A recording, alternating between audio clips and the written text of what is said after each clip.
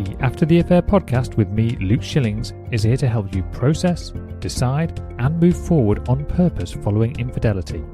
Together, we'll explore what's required to rebuild trust not only in yourself, but also with others. Whether you stay or leave, I can help. And no matter what your story, there will be something here for you. Let's go.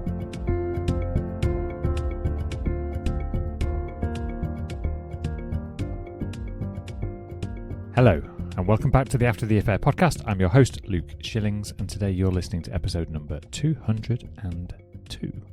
I'm going to talk about something a little bit different today. I want to start with a confession.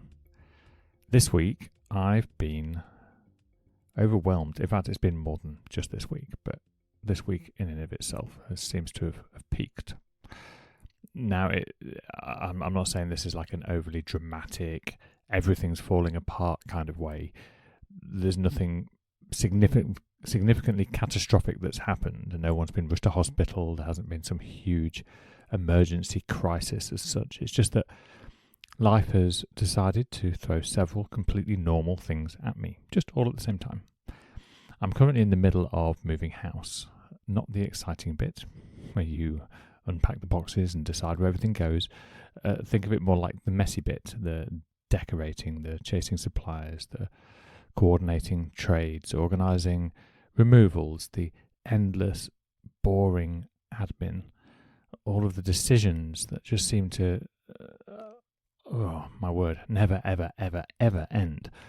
Making a little jobs list of all of the different things that I need to do that in and of themselves are tiny, easy, not particularly difficult, at least the majority of them. But stack them all together, and it's a mountain and a half. For the long-time listeners here, for those of you who know that my father doesn't live in the UK, he's currently here at the moment for a 6-week period over the summer, which is obviously wonderful. It's always nice to have him here and spend time with him and have him spend time with the grandkids. But I feel some level of guilt because I can't quite spend the time that I normally would, or would like to at least. I don't want to look back and realise that I barely saw him because I was too busy, worrying about paint colours or broadband installations. The kids are off school for the summer. My partner's off work too, which again is obviously a great thing, And in many ways, I love that, but I also can't help but catch myself feeling guilty because I'm just not as present as I would like to be. And then, of course, there's the business. Buying a house naturally puts a lot of pressure on you financially. I've been renting for several years, and this is a different step, getting back onto the property ladder after betrayal. It just does have an impact, and suddenly the business that I absolutely love doesn't just need to grow, it needs to perform consistently. And whilst I absolutely believe in everything that I do, and on the surface there's not really anything to worry about, there's still that awareness that sits quietly in the background of almost every day. And then just to top all of that off, I'm supposed to be going away this weekend, only I got the dates wrong, or at least the timing's wrong. Again, not by any significant margin, just enough that I genuinely got confused about when I was supposed to be leaving. Now, on the surface, it's not a big deal. People mix dates up all the time, but for me, it was just one of those moments. In fact, it was probably about the 15th moment, actually, where I truly stopped and thought, Luke, what the hell is going on? Because this isn't like me. I pride myself on being organised. I have a structured week. My business is structured. My life is fairly structured. And, I have a pretty good memory, and I generally able to keep lots of moving parts together without too much difficulty. So why did something so simple suddenly become so difficult? And then I noticed something that surprised me probably a little bit more. Underneath all of that overwhelm was shame. Not overwhelming shame, not crippling shame. Just this quiet little voice that was saying, you should be coping better than this, Luke. You literally help people navigate difficult seasons of their lives. You teach emotional resilience. You've recorded over 200 podcast episodes talking about this sort of thing. You should know better. And if I'm completely honest, at its worst, I even caught myself feeling like a bit of a hypocrite. Now, I almost didn't tell you that because, well, it's a little bit uncomfortable. But the more I sat with it, the more I realised I suspect many of you experience exactly the same thing. And not because you're a coach, but because you have your own version of that sentence. I should be stronger. I should be over this by now. I should be coping better. I should know what to do. I should have figured this all out. And when we don't live up to those expectations, we don't just feel overwhelmed. We judge ourselves for being overwhelmed. And they're two completely different things. The first is simply a human experience. The second is something that we then add on top. And that's really what I want to talk about today. Not moving house, not decorating. I'm not going to bore you with all those details. And not forgetting dates. I want to talk about what happens when life asks for more of your mind than your mind currently has available to give. Because I think this is probably another, one of the many overlooked parts of betrayal recovery. So, have you ever walked into a room and then forgotten why you were there? And I'm not talking because you're 95 years old and your memory has naturally started to fade away as it can do with age. I'm talking, you're functioning, you hold down a full-time job, you have a family, you have kids, you have all of the things, and all of a sudden you don't know what it is you're doing. Or maybe you've picked up your phone to do something and have absolutely no idea what that thing was. Maybe you've read the same email 3 times before any of it actually went in. Maybe somebody asked you a simple question and your brain just kind of froze. Or perhaps you've snapped at someone you love over something completely insignificant, and then 5 seconds later you're thinking, where on earth did that come from? Most of us assume it's because we're busy, but I don't actually think that's what's happening. Being busy is having lots to do. In fact, I could do a whole episode just on the term busy, but for now, I just want to recognize that this is different. This is feeling like your brain has simply run out of room.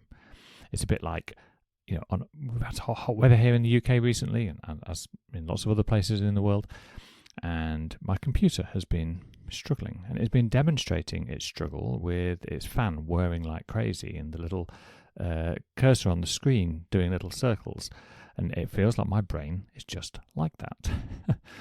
And I think there is an important distinction to make here, because if we believe that we're simply busy, our solution tends to be try harder, be more organised, work longer, push through, get up earlier, download another productivity app, colour code the calendar, as though the problem is somehow just poor organisation. But what if it wasn't? What if the problem isn't your diary, but it's your capacity?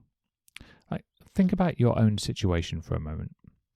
If you're listening to this podcast, there's a good chance that you're already carrying betrayal, which means that you're carrying grief, you're carrying uncertainty, you're carrying hypervigilance, you're carrying intrusive thoughts.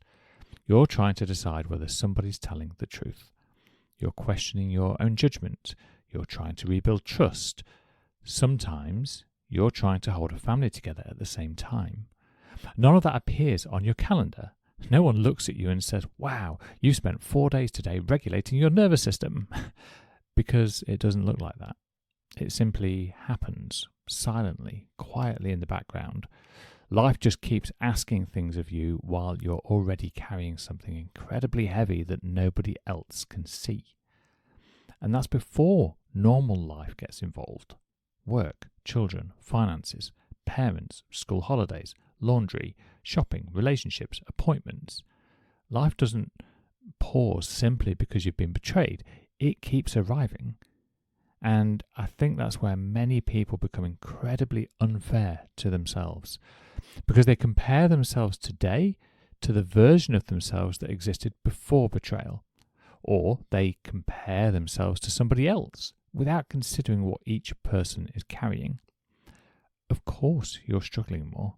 You're carrying more. When I realised I'd mixed up the dates for this weekend away, my first thought was, Luke, you've probably just got too much going on. It was, come on, sort yourself out. This isn't difficult. Look, can you hear the judgment? I wasn't recognizing the context. I was judging the outcome. And I think we all do this. We judge ourselves based on the size of the task rather than the size of everything else we're already carrying. If you are working with me as a client, we talk regularly about the emotional cup. It's our capacity. It's how much space we have left for new challenges and tasks coming along in our day. If our emotional cup is completely full, then it does not matter how small the next thing on the list is, it is going to exceed its capacity and it's going to overflow and pour down. Replying to one email isn't difficult. Remembering one date isn't difficult. Making one decision isn't difficult.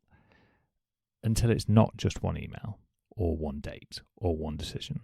It's those things plus everything else. That's what changes. Not your intelligence, not your capability, not your character, your available capacity. And once I'd recognized that, something shifted. Not the workload. The workload stayed exactly the same. But I stopped trying to make it mean something about me. That's the bit I caught. I caught myself noticing that I'm not the problem. So instead of asking what's wrong with me, I started asking, well, what am I asking my mind to carry right now? These are very different questions. One creates shame. I can hold my hand up to that. The other creates understanding. And I think understanding is always more useful. Because once you understand what's happening, you stop trying to solve the wrong problem. Instead of trying to become a better version of yourself, you start recognizing that perhaps you've simply been expecting too much from the version of yourself that's standing here today. There's a concept in psychology called cognitive load. I've spoken about this numerous times before. Now, don't worry, I'm not going to go all deep into psychology, at least not here. The idea is really quite simple. Your brain has a finite amount of processing power available at any one time. Think of it a little bit like the RAM on a computer. The more programs you have running in the background, the less capacity you have available for what you're trying to do next. Now, look, here's the important part. Betrayal doesn't just hurt emotionally. It kind of quietly installs a whole series of background programs. You don't consciously choose them, they just appear. One program is consistently scanning for danger. Does that text message seem odd? Why were they 5 minutes late? Do they really mean what they just said? Another program is replaying the past. How did I miss it? What else wasn't real? Was any of it genuine? Then there's another program, probably trying to predict the future. What if it happens again? What if I stay and regret it? What if I leave and regret that? Then you've got grief, loss, anger, shame, trying to decide whether you're rebuilding your relationship or rebuilding your life without it. None of these things ask for your permission. They're simply running constantly, which means before your day has even started, you're already using a significant proportion of your available capacity. That's why I don't think it's accurate when people say, I'm just not coping anymore. I don't think that's what's happening at all. I think you're coping with far more than you're giving yourself credit for, because life doesn't remove the normal demands whilst you're trying to recover. You've still got to go to work, still pay the bills, collect the kids, answer emails, remember birthdays, book the dentist, buy milk. Life carries on exactly as it always has done. The only difference is that you're no longer carrying just life. You're carrying betrayal as well. And that's a very, very different load. The problem isn't simply that you become forgetful or distracted or tired. The real cost is what you make those things mean, particularly what you make those things mean about you. Because once you start believing that you're struggling says something about your character, you begin attacking yourself. And you start thinking, I'm useless. I can't even remember simple things. I'm failing. I'm letting everybody down. Can you see what happens? The original problem was capacity, but now you've added self-criticism on top, which takes more capacity. It's like trying to swim while somebody keeps handing you another brick and then another and another. And eventually, you aren't drowning because you can't swim. You're drowning because you're carrying too much. I also think this is one of the reasons that people make decisions they later question. Not because they're incapable of making good decisions, but because depleted people don't think as clearly. Have you ever noticed how everything feels so much more dramatic late at night? The relationship feels more hopeless, the future feels darker, everything feels heavier. Then you wake up in the morning and it doesn't seem quite so catastrophic. Well, what changed? Often, nothing, except your available mental capacity. The decision didn't change, your ability to process it did. Even if it doesn't last very long, just noticing the difference between one stage and another. That's why I encourage people to not necessarily make life-changing decisions from their lowest moments. Not because your feelings aren't valid, of course they are, but because overwhelm has a way of shrinking your perspective. It convinces you that the only thing you can see is the whole picture, yet it rarely is. So what's the answer? Well, I don't think it's becoming more productive, and I don't think it's simply trying harder. In fact, I think trying harder is often exactly what exhausted people do. Instead, I think we need to ask ourselves a very different question. Not what's wrong with me, but what am I carrying that nobody else can see? I love that question because it's so honest and it immediately changes the conversation. We're not trying to prove to other people how busy we are. That doesn't solve anything other than make us feel even more busy, which increases the level of overwhelm and stress and uncertainty and everything else that we're experiencing in the moment. It doesn't help. But what it does do is it changes the conversation. Instead of judging yourself, you become curious about yourself. Maybe you are carrying grief. Maybe you are carrying uncertainty. Maybe you're carrying responsibility for everybody else. Maybe you're carrying guilt because you feel like your children deserve a happier version of you. Maybe you're carrying pressure to make the right decision about your relationship. Maybe you're carrying all of those things. When you acknowledge the load, your experience suddenly makes so much more sense. That doesn't magically reduce it, but it does stop you adding shame to it. And I think that's incredibly important because shame doesn't increase capacity, it drains it. Something else I've noticed is that when people feel overwhelmed, their instinct is often to add another solution, another book, another podcast, another morning routine, another journal from Amazon, another habit, another thing to remember. Now, don't get me wrong, those things obviously can all be useful, but if the real problem is capacity, adding another demand isn't always the answer. Sometimes the most productive thing that you can do is to remove something. It's to delay something. It's to say no to something. It's to allow one plate to stop spinning before it falls on its own. I know that's easier said than done. Even just as I'm talking now, my brain is trying to offer me lots of different things that I need to do by a certain time. There are things on my list that simply cannot move, or at least not easy to move. I do need to decorate the rooms before the carpets go in, and I do need to get the carpets in before I can put the beds in. Like, there are some logistical, practical things that I want to happen in a particular order so that things work and it makes sense. I mean, I will say that life hasn't suddenly become less demanding just because I recognised what was happening, and that's important. But I have stopped expecting myself to perform as though none of those things exist. And strangely, that has made me feel a little bit lighter. Not because there's less to do, but just because there's less judgment attached to doing it, which gives me some space and actually slightly increases my capacity, which is great. So if you've listened to this episode and recognised yourself, I just want to leave you with one thought. Maybe you're not failing. Maybe you're full. And there is a big difference. Maybe the reason that you can't think straight isn't because you're broken. Maybe it's because your mind is doing exactly what a healthy human mind does when it's asked to carry more than it comfortably can. If you're recovering from betrayal, please don't underestimate how much of your capacity that the recovery itself quietly consumes behind the scenes. Just because other people can't see it doesn't mean it's not there.